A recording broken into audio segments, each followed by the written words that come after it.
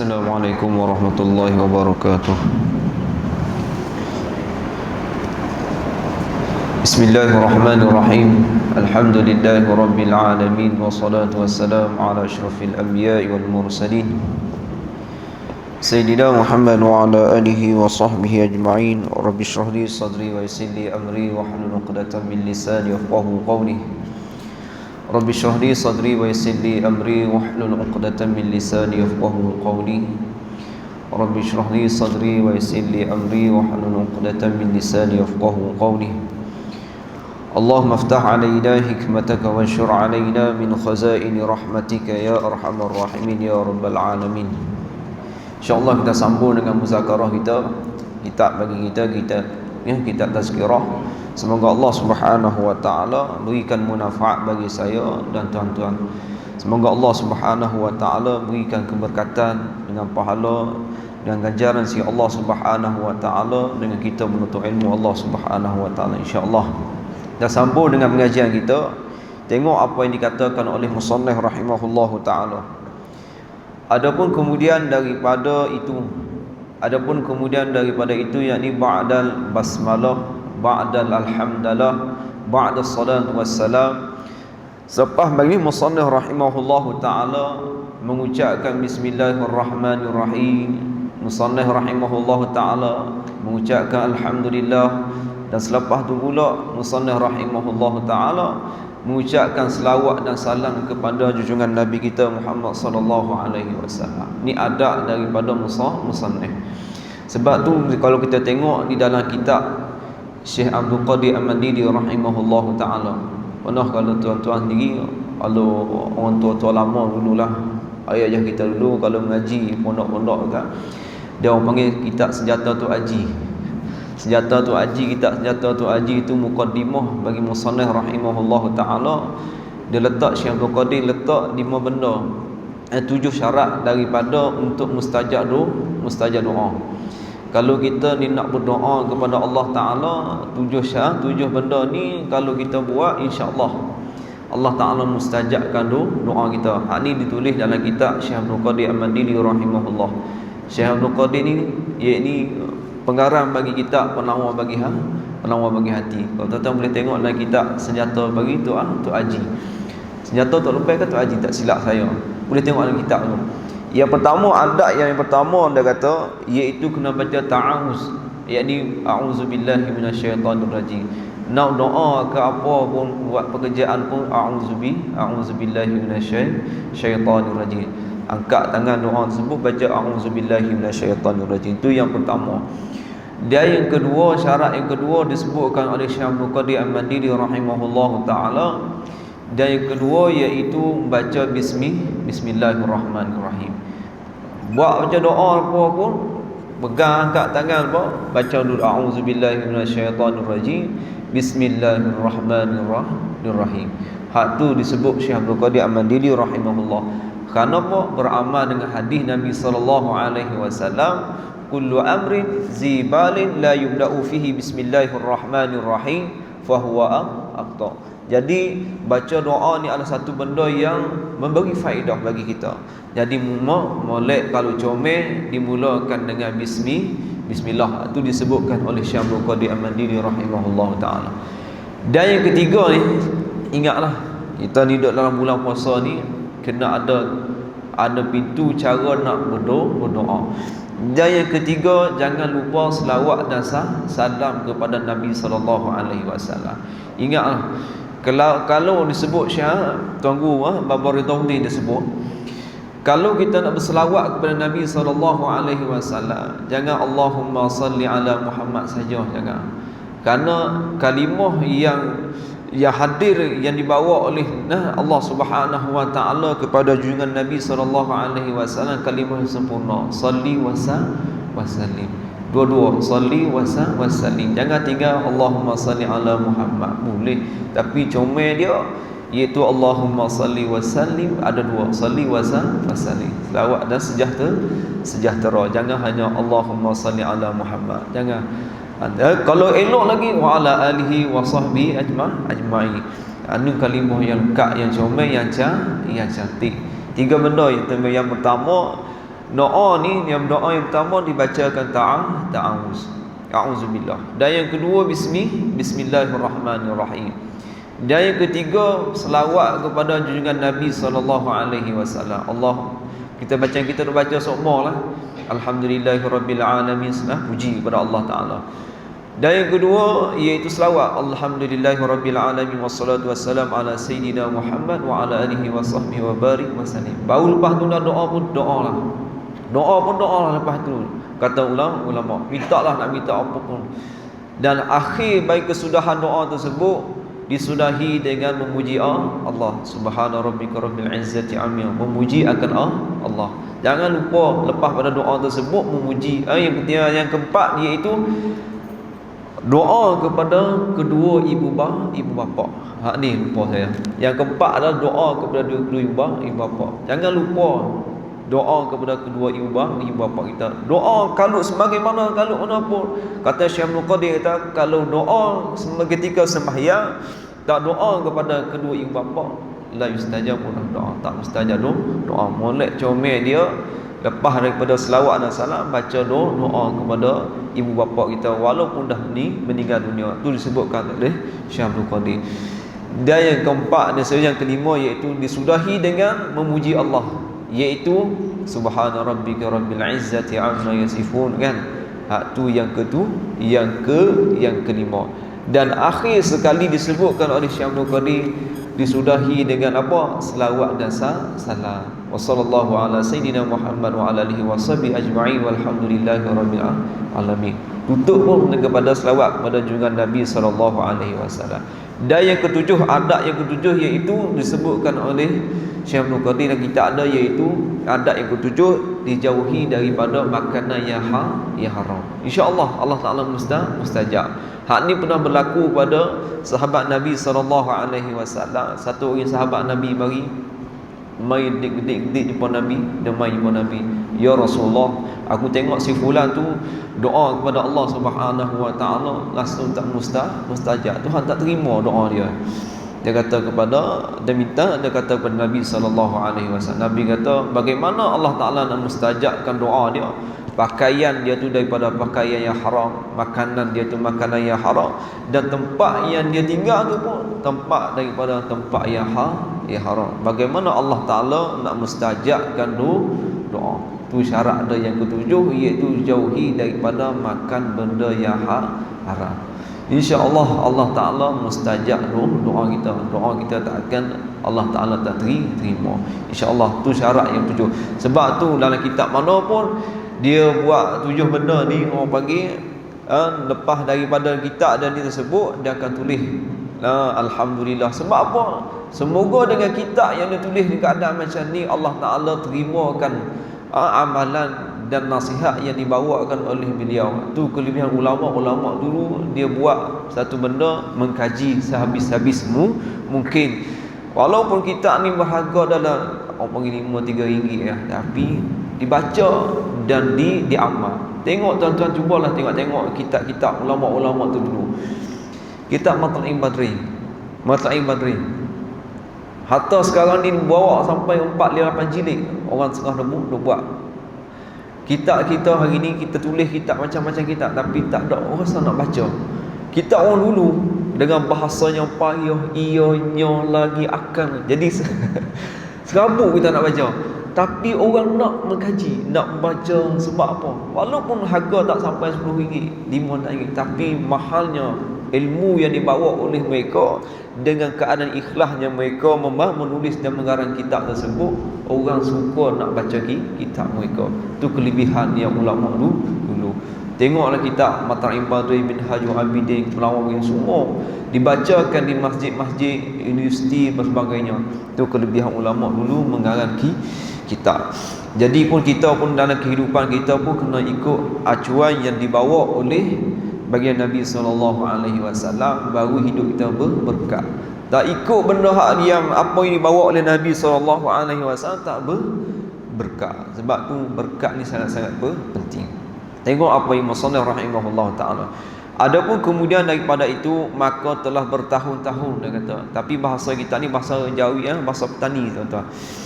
Telah bertahun-tahun hamba melihat serta perhati. Dia lama dah ada perhati dan duduk tengok, melihat akan kebanyakan kawan-kawan hamba.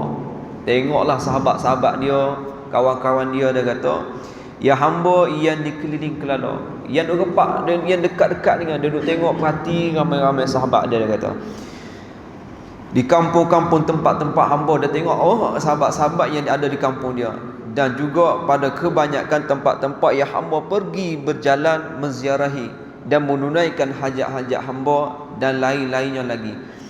Dia satu hari musannaf ni, dia nak, kalau nak boleh dia karang kitab ni dia sebut, yang pertama dia tengok sahabat-sahabat dia macam biasalah tok guru. Ulama-ulama ni, tok guru ni dia suka ziarah dan menunaikan hajat. Kalau belah petani tuan-tuan, tak tinggal, tak luput lagi, masih tak meninggalkan lagi tradisi lama.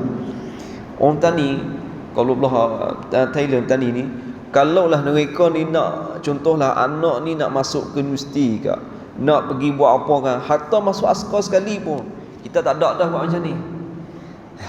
Tak ada buat macam ni. Dulu ada zaman dulu. Zaman dulu, tahun lama dah, tahun 80, 90 dulu, kalau nak beri anak ni, menantu ni nak minat nikah semua, menantu kena baca Quran, khatam Quran, baca depan pak untua ramai. Buat macam khatam Quran. Dulu tradisi dulu. Dan ni masih ada lagi. Mereka ni anak nak masuk jadi askar, semua panggil orang kampung sembahyang hajat. Memang tak ada sunnah Nabi, tapi dia sembahyang hajat, baca doa selamat, sembahyang hajat. Itu dah tradisi lima. Tradisi-tradisi. Yang kedua, tiap-tiap hari Jumaat yang saya masa duduk mengaji dulu sampai sekarang, tiap-tiap hari Jumaat dia buat ziarah kubur, baca Quran dekat kubur. Tu orang panggil mahabbah, cara mereka eratkan hubungan silaturahim. Seronok kalau tuan-tuan pergi sana, Allahu Akbar. Cara hidup tradisi-tradisi lama yang dibawa. Moyang kita nak tengok tradisi lama kita, insya-Allah boleh pergi tengok di sana. Dia kata, bila dia tengok sahabat-sahabat dia, orang dekat, kenalan dia, apabila dia pergi ziarah dan sebagainya dan menunaikan hajat dia sebagainya, maka hamba mendapatkan orang-orang awam dan pada tempat-tempat itu nampak sangat-sangat kasih kepada negeri dunia. Bila dia pergi ziarah, dia pergi mengajar sebagainya, dan tengok ramai orang manusia hari ini kasih kepada dunia. Ingatlah, dunia ni ada dua. Dunia yang dibenci pada syarak, dan yang kedua dunia yang disukai pada syarak. Bukan dunia semata-mata dunia ni hak yang kita anggap dunia ni tinggal habis. Dan ada dunia yang disukai pada syarak, dan dunia yang disukai pada syarak, dibenci pada syarak. Ingatlah, disebutkan dalam kitab Imam Ghazali rahimahullah ta'ala, 4 benda ni dah yang menghalalkan kita ni daripada orang panggil dekat dengan Allah Ta'ala. Yang pertama, syaitan. Dan yang kedua, ad-dunia. Dan yang keempat ada makhluqat. Dan yang kelima, yang keempat adalah iaitu an-nafsu. Empat-empat ni lah yang menghalalkan kita ni kepada Allah Subhanahu Wa Ta'ala. Jadi bila dia pergi ziarah, dia tengok manusia ni suka kepada dunia. Apa makna suka kepada dunia? Tengok disebut sini, seolah-olah pada bawakan mereka, iaitu mereka itu di sinilah kampung tempat mereka yang sejati, yang sudah dan yang kekal mereka itu padanya pada pekerjaan mereka dan cakapan-cakapan mereka dan lain-lainnya, sehingga tidak sedar mereka apakah pekerjaan orang Islam bekerja di dalam waktu zuhur, asar dan maghrib dan isyak dan subuh. Apa makna dia kata sini? Bila dia pergi ziarah ke tempat-tempat sebagainya, pergi mengajar, dia tengok ramai manusia ni masih dalam keadaan lalai, duk buat kerja sampai tinggalkan daripada apa hak Tuhan beri suruh, meninggalkan sembahyang zuhur, waktu zuhur, bila Allahu Akbar masih lagi duk buat kerja perusahaan dunia, duk buat tinggal sampai tinggalkan sembahyang. Begitu juga waktu subuh, sembang sampai meninggal waktu subuh. Begitu maghrib dan isyak, tak ada perasaan langsung. Waktu tak ada orang panggil waktu. Sekarang ni waktu orang sembahyang, kita boleh duduk lepak sembang lagi. Itu dia kata musannif rahimahullah. Tengok ada kalangan sahabat-sahabat hamba dia kata, dalam kalangan orang masyarakat hamba, mereka ni melakukan pekerjaan-pekerjaan dunia yang sangka bahawasanya dunia lah tempat bagi akhir bagi mereka. Tak sangka dah bahawa lepas daripada mereka mati ni, dianggapkan bahawasanya tidak ada lepas ni kematian, dibangkitkan daripada mahsyar. Hanya sekadar hidup mati ni mati tu. Orang tak nak masuk dalam kubur, tak ada dah disoal oleh Allah Subhanahu Wa Taala. Dan mereka cakap pun tak ada langsung cakapan yang menambahkan rasa nak buat amal ibadat ke, nak perasaan nak mengaji ke. Ni berlaku pada hari kita ni. Allahu Akbar. Dulu pernah saya jadi imam dulu, masa ke Riuh, Allah Ta'ala bagi ujian 2 tahun bagi ujian bagi PKP lockdown. Masa kami tugas sunyi masjid ni sunyi, hanya ada apa? Imam untuk bilang. Sembahyang dalam bilik, bayar jemaah dalam bilik semua. Kalau sembahyang luar macam ni, orang bergaduh nak masuk, bila tengok kita sembahyang, dia pun nak buka sembahyang. Kita dengan arahan daripada pihak kuasa sebagainya, sembahyang dalam bilik, kunci pintu, sembahyang dalam bilik. Sedih rasa-rasa. Kadang kocok pintu, dang, kocok pintu nak masuk sembahyang. Bila Allah Ta'ala bagikan kita hari ni buka seluah-luahnya buka hari ni, orang yang sama tu ada buka juga. Orang yang sama duk mari duk ada. Tak ada dah muka-muka baru hak duk riuh tu. Memanglah dalam WhatsApp group Allah dia kata WhatsApp surah tak bagi muka lah. Ni Tuhan bagi muka seluah-luahnya hari ni, marilah ambil manfaat. Sedih 2 tahun masa dulu 6 bulan 3 bulan Allah sedih. Surah hanya dilakukan azab, sembahyang untuk iman untuk bila. Allahu Akbar. Ni kata apa? Yang cakap yang nak buat tu tak ada langsung muka dia, yang nak mari suruh main sembahyang ke, nak mengaji ke, muka tolak. Muka tolak, bukan nak kata kita siapa saya sendiri, mungkin dengan dakwah kita, mungkin dengan penyampaian kita, manusia tak rasa teringin nak hadir ke rumah Allah Subhanahu Wa Taala. Tapi ingat Syekh Muhaimin rahimahullah taala. Syekh Muhaimin seorang qari, seorang qurra, dia duduk dekat Shah Alam, dekat ni Allahu Akbar, Puncak Alam. Masa mengaji dulu dia kata, kita ni dia kata, dia cerita bab Quran. Dia kata sehari kita Quran ni, kalau bagi seorang yang hafizul Quran, orang yang hafal Quran, kalau kita ada anak-anak kita, anak-anak menakan ke siapa-siapa yang hafal Quran, tekankanlah mereka dengan ingatkan Quran. Dia kata kalau orang hafal Quran ni, sehari dia kena ulang 3 juzuk ataupun 5 juzuk. Kurang daripada tu dia lupa, takkan ingat. Sebab tanggungjawab apa Quran. Kira juzuk 5 juzuk kena dia ulang. Kalau kurang daripada tu takkan ingat. Ni orang Arab, bukan orang Melayu kita. Ni orang Arab sendiri.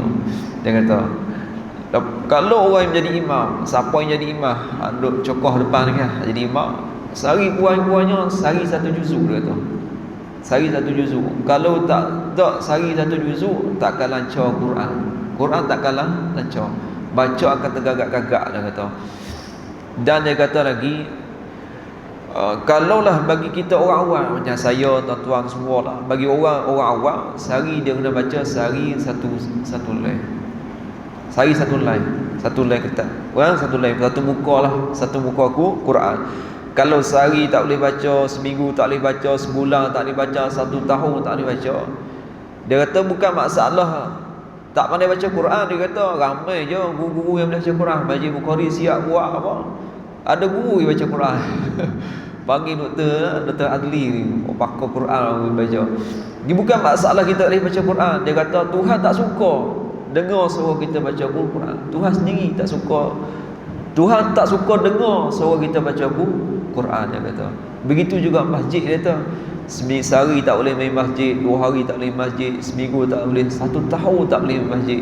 Bukan Tuhan, bukan masalah payah anak sibuk, anak kerja ke apa, dah kata bukan masalah tu, dia kata. Masalah Tuhan tak suka mujizat rumah dia kata.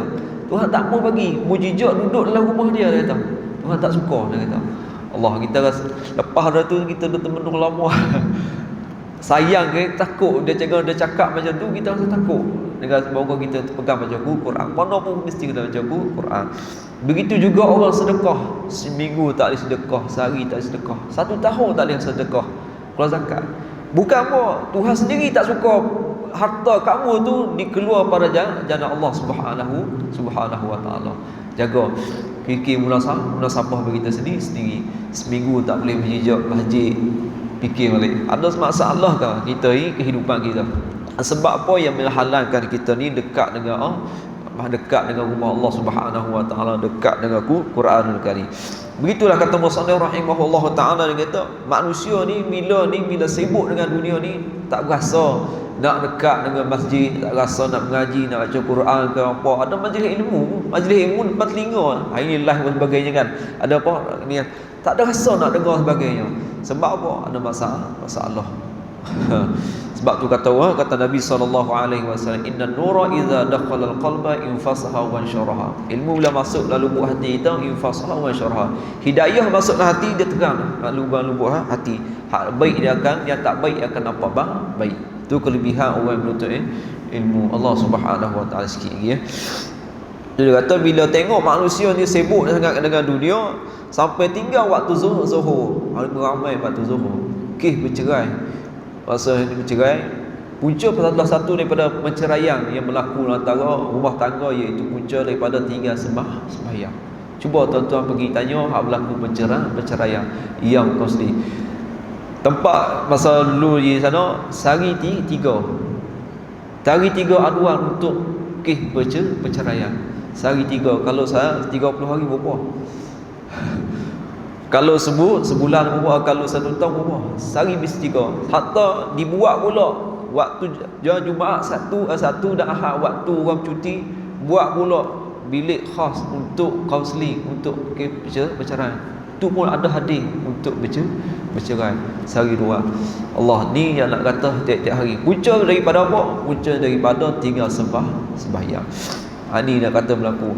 Pernah tuan-tuan pendengar orang tabligh, jemaah tabligh, pernah join jemaah tabligh, hadir ke rumah, pergi ziarah ketua-ketua rumah. Cuba tuan-tuan pergi join tabligh, bukan nak promosi ke apa, tapi nak tahu usaha yang mereka buat. Anak dara dan anak-anak kita, anak-anak muda dan anak dara duduk sedudukan dalam rumah, flat sebagainya. Bila ketuk buka, duduk dalam rumah, siap ada anak, tak ada pernikahan sebagainya, tak bersembahyang pun, ucap pun tak tahu, sembahyang pun tak tahu. Ni yang berlaku. Mungkin atas usaha kita sendiri, saya sendiri, kita sendiri yang lemah untuk menyampaikan apa dakwah dan sebagainya. Tapi uji jemaah ni ambil. Nak cerita apa, siap dengan anak sebagainya, sembahyang, ucap Allahu Akbar, siap dengan anak semua dah. Ni yang berlaku. Bayang saya cerita lah bagaimana nak bahagia dapat hidayah Allah Subhanahu wa taala. Mungkin dengan usaha kita yang lemah, dakwah dan sebagainya, mungkin Allah Taala bagikan ujian bagi kita untuk melakukan dakwah tersebut. Sebab tu kata manusia bila sibuk dengan dunia, tinggal habis waktu zuhur, waktu asar, maghrib, isyak, tak ada cara pun dah.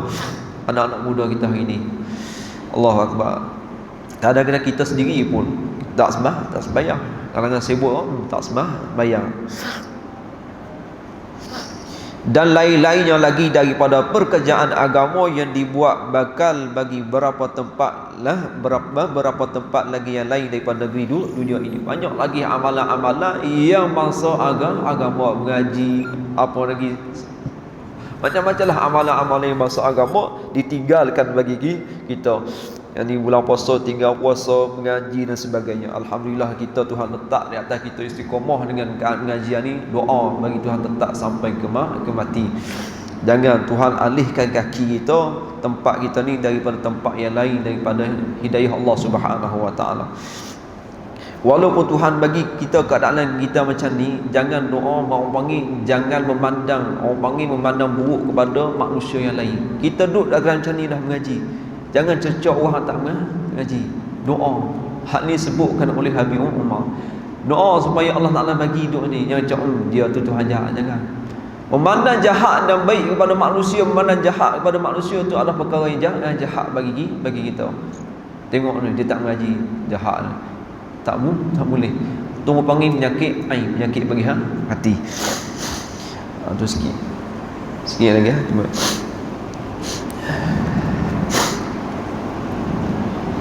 Maka dari sinilah dia kata, bila tengok macam ni keadaan manusia, maka dari sinilah hamba pun telah bertahun-tahun juga menaruh rusing. Dia fikir sakit pecah kepala, rasa nak hetuk kepala.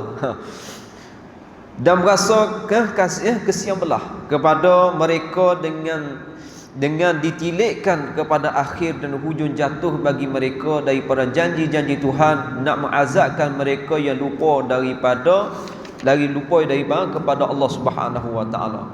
Sebab tu nanti sampai ada manusia yang meninggalkan sembahyang, hadis Nabi sallallahu alaihi wasallam bagi penutup ni. Nabi sallallahu alaihi wasallam berkata,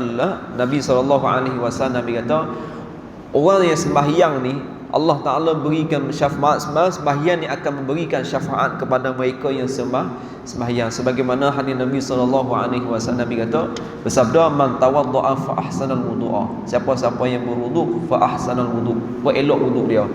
Elok wuduk ni bukan ni, yakni berwuduk dengan cara ilmu. Summa qama ila salah, kemudian berdiri dia menunaikan dengan sembahyang tersebut, fa atamma ruku'aha, dia sempurnakan dengan rukuk dia.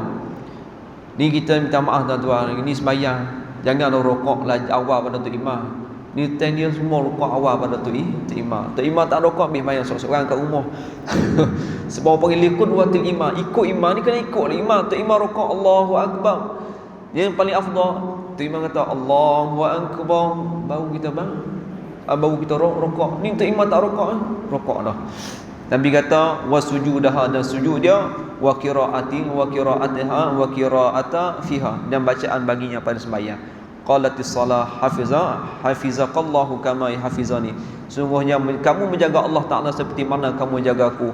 Summa su'ida biha ila sama' wa laha du'an nuran futihat laha abwabus sama hatta yantahiya biha ila Allah Taala fayashfa'u li sahibiha. Maksudnya sembahyang dan hari kiamat nanti, mayang naik ke langit, minta kepada Allah, ya Allah, aku nak bagi syafaat kepada orang yang sembahyang. Tapi orang yang tak sempurnakan sembahyang tersebut, yang disebutkan hadis Nabi, mayang diminta ke Allah Ta'ala jadikan seperti kain buruk, cecak yang buruk, dihempakkan di muka kepada orang yang sembahyang. Jadi sembahyang tu imam rukuk, dia rukuk dah. Mayang membaca tak ada langsung tak makninah ke apa baca tu. Nanti sembahyang tu dijadikan cecak yang buruk, kain yang buruk, dihempak, dimasukkan muka kepada orang yang sembahyang. Tu hak sembahyang tak tinggal sembahyang tu cerita. Allahu akbar. Insya-Allah sebagai penutup hari ini, semoga kita ni dengan pekerjaan kita ni, kita jangan lalai bagi saya sendiri, jangan lalai dan leka dengan apa yang diperintahkan oleh Allah Subhanahu wa taala. Apatah lagi bulan puasa ni, sama-sama kita buat amal ibadat sungguh-sungguh. Semoga Allah Taala terimakan amalan puasa kita dan pandangkan amalan kita ni sebagai pandangan yang kasih sayang Allah Subhanahu wa taala dan redha Allah Subhanahu wa taala. Saya rasa sekadar tu, semoga Allah Taala berikan manfaat muzakarah kita pada tengah hari ini. Wallahu subhanahu wa ta'ala a'lam. Subhana rabbika. Bismillahirrahmanirrahim. Alhamdulillahi rabbil alamin. Wassalatu wassalamu ala asyrafil anbiya'i wal mursalin sayyidina Muhammad wa ala alihi wa sahbihi ajma'in. Allahumma innaka afuwun karim tuhibbul afwa fa'fu 'anna wa walidina wa limashayikhina wa li jami'il muslimina wal muslimat wal mu'minina wal mu'minat al-ahya'i minhum wal amwat. Allahumma rabbana hab lana min azwajina وذرياتنا قرة أعين واجعلنا للمتقين إماما ربنا آتنا في الدنيا حسنة وفي الآخرة حسنة وقنا عذاب النار وصلى الله على سيدنا محمد نبي أمي وعلى آله وصحبه أجمعين. سبحان ربك رب العزة عما يصفون وسلام على المرسلين والحمد لله رب العالمين. تقبل الله منكم.